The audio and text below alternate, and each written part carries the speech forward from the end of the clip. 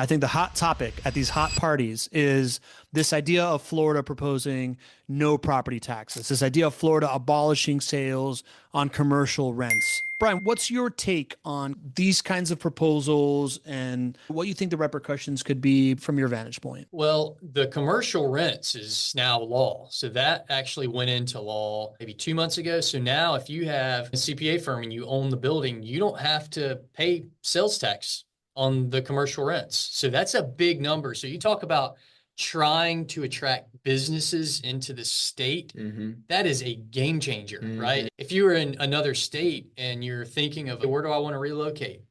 Well, you start performing your numbers and it's 7% lower here on rents. That's a giant number. What does that mean as a rental property investor, GC, when you hear that? That means demand. That means population growth. If you look at which markets appreciate the most, it should make sense that the markets that have the most home price appreciation and the most rent price appreciation are also correlated to the ones that have the most population growth.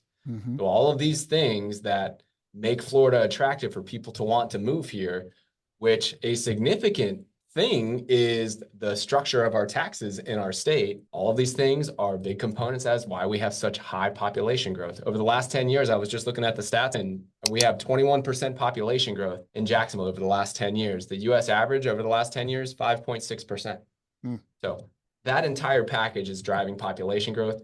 You want to be owning hard assets like rental properties in places where people are moving to. You're really looking for that place where you have low cost of living, high wage growth. And that's obviously what we have here in Jacksonville.